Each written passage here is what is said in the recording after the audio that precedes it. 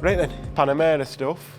So, bought this, it weren't last week, but it weren't long ago.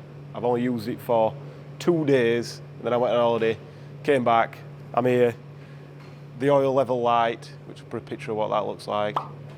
It's annoying me now. I bought it knowing it had got that on, but then I got a phone call from the dealership saying it was booked in with Porsche for a software update, which turned out to be just Porsche looking at why it was coming on. So I just thought, I can't be bothered to go back to Porsche, even if they're going to pay for it and all that sort of stuff. I'm just going to drain oil out, see how much is in it. If there's loads too much oil in it, fair enough, that's the problem.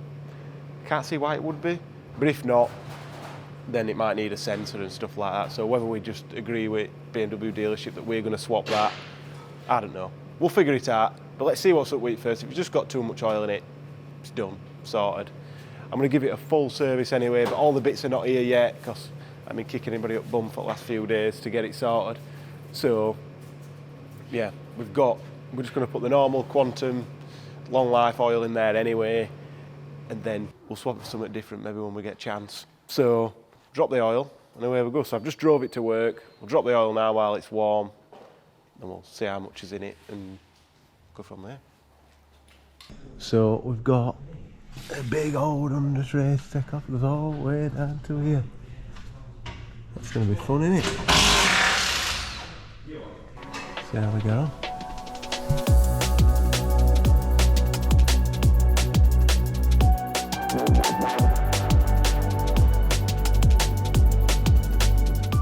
So, pretty much finished draining. 10.5 litres.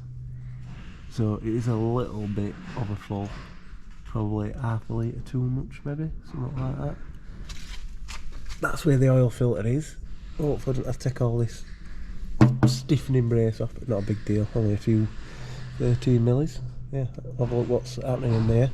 And while we're here, I might as well change the fuel filter, save me messing about later.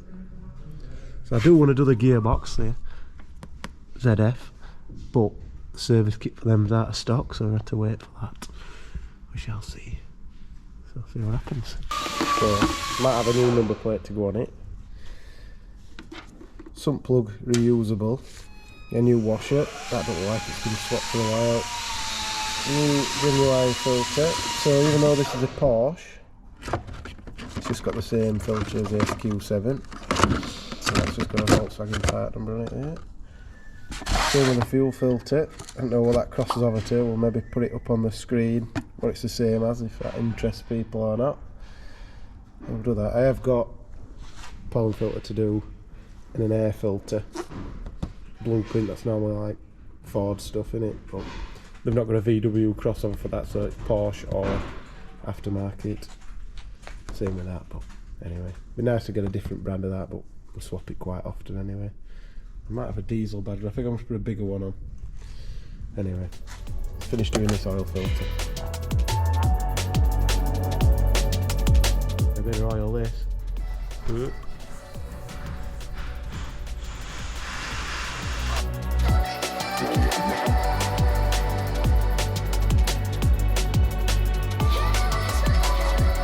So, that is where the oil filter lives, which is good.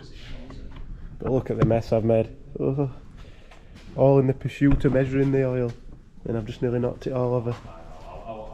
Yeah, I'd definitely say we've got too much in there. We've spilt at least another couple of 100 mil, and that's 11.5 litres or something now. 11 litres. Yeah, at least a litre too much, I'd say, so far. And whatever else is dripping out of all this crap. Anyway, let me get it all swapped over. Always inspect the oil filter. And I'll get a little scratch out there. See what comes on. People say to use a magnet, but it's not often always magnetic in modern engines now. Not that's going to wear out anyway. Everything's aluminium, copper, that sort of stuff. Yeah, there's nothing in that. So I'm going to stop messing about now and actually get to putting it back together. Cleaning up as well.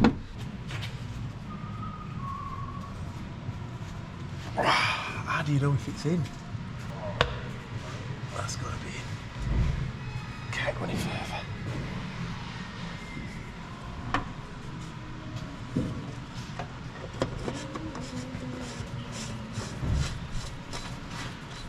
Look at that, 50 plus or minus 5 newtons. That is a lot. I keep getting dripped in the face. Ugh.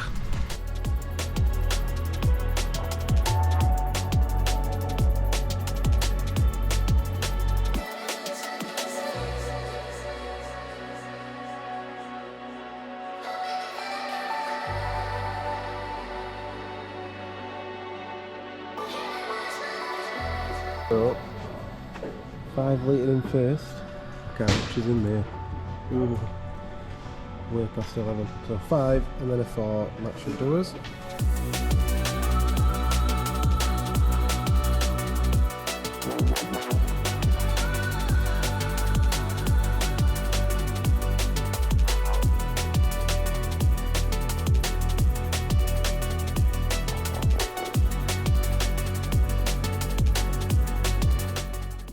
So, oh my phone's ringing.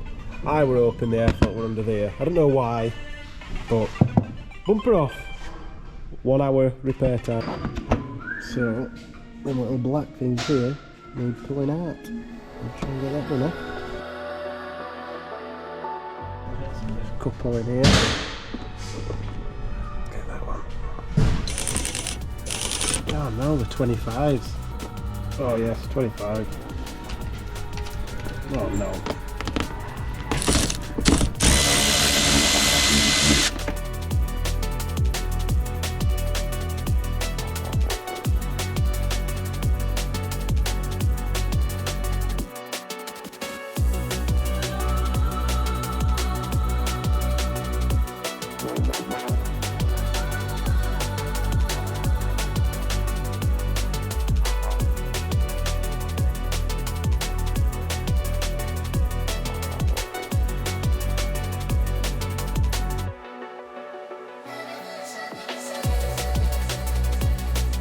K&N going in the bin.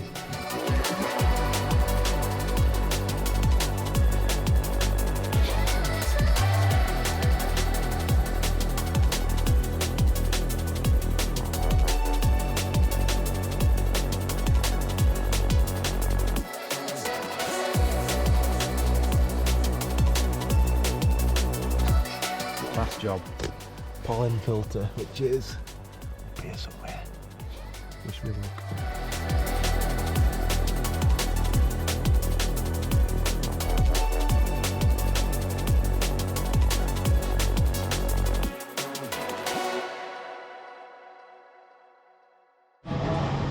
So, number plate's all done. Hope it's straight. Now this is annoying. Look at this. So, 90, 92, click on oil level. Oil level unknown, no measurement. You are annoying me. Well, we've got oil pressure, so that's not going to get nothing. I've been for a little drive and the oil too high fault hasn't come on. So hopefully when I go home it's fine. Finally it came up. We're okay. I'd already had my car on the alignment ramp yesterday and then I had to go home, so I had to reset it all. And I had already played with the front toe, wherever it is. Where is it? Kicking about, it's not happy to tell me. The total toe, it's telling me that. But I'd played with it last night, got it something like, just to see what it did to the camber. And it turns out it did nothing to the camber, so forget about that for now. Rear-wise, we had loads of camber on that side, not a lot on that side. Toe weren't too bad, but only had like 0 toe on that side, and I don't like cars that have got 0 toe, make them a bit skittish, especially for the road, and it being this long. I messed about with the camber, got it nearer, so 211 to about 1.5. Slight difference between them, but no big deal. That's literally the difference between nipping it up and not. And then, set the toe bang on. Probably a little bit too much. See how it drives, see what happens to these tyres, but they're already gone a little bit on the inside anyway because it had too much camber, at least that left one is, which I'll put a picture of that up if I've got one. So the front, there's no adjustment on the camber. There's no. I thought there were a couple of things, I'll put a picture up, where I thought might have been shims that you could move, but no, that's not right.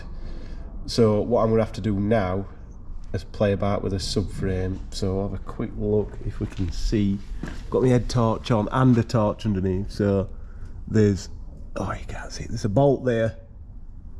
There is a bolt there. There's a bolt there, and there's a bolt just up there. I hope you can see it. There. So there's 4 bolts either side, I believe. Obviously, 8 total. So what I'm going to do is, also I've got too much camber at that side, so that wheel's too much like that. So I'm going to have to push the subframe across that way. And as well, you can see the caster. We've got more caster on this side, so it's as though the subframe is too far back and too far over on that side. But what I might do, subframes always want to push back. If you hit something like go up a curb, they always want to push back. So even though that's out of spec, it's only just out of spec. It could be 8 and it's 8 degrees 3 minutes. So as I push that across, I'm hoping that pulls that around a little bit, but if not, I'll just push this one back. So bear with me, let me see what happens. I'm not recording this because I'm sweating a lot. So even using a comedy size bar, still not be able to get this enough over to get them both into spec. We're not far off, we're not far away from having too much there, so I'm gonna keep playing. I might have found something. I think there might be a bit of adjustment in this here. This is what holds the front bushing, but that won't affect camber too much, so we'll have to see what happens.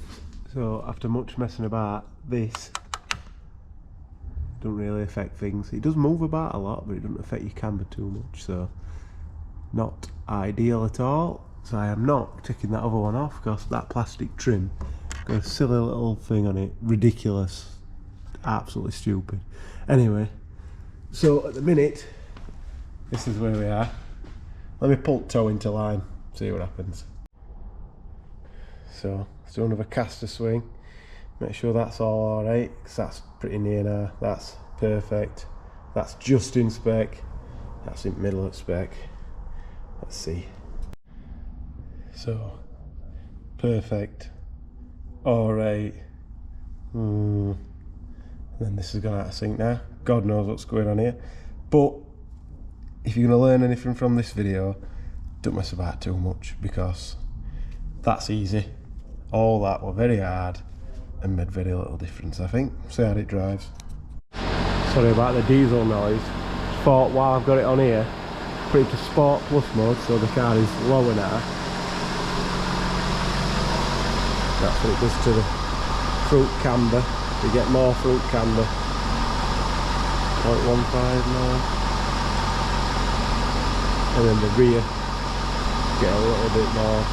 Not a lot. Didn't really do much with the toe either. Yeah, sweet. Should drive straight now. So I may or may not have already fitted the other side, but we'll see. So I'm going to fit some 12mm spacers here, get them on, and longer locking wheel bolts, longer normal wheel bolts. So see what they look like, see if it looks better. We're on. Looks sweet. So just make sure when you're measuring for your spacers, you don't think you can get a massive one on. What I do, there'll be guides online, but drop a spirit level down from here and then measure your tyre to there, and I got just about 13-14mm here, so we're just going to tuck. And rear we're probably got about 18-19mm, so I was wanting 10 and 15s, but we've got 12s all round, so keep the same offset the factory intended. So if you're digging your boot, in any car this is, you've probably got one of them. That helps things a lot. Make sure you clean it. Buzz gun helps. This is US import, this one. Impact wrench. New Big Daddy-O. Might not be out here yet. And then, torque wrench, 168 Newton meters. So, yeah. That is that. So hopefully, all these little bits of servicing work and wheel spacers, made it a bit better. These are clean now, ready for its use as a wedding card at the weekend.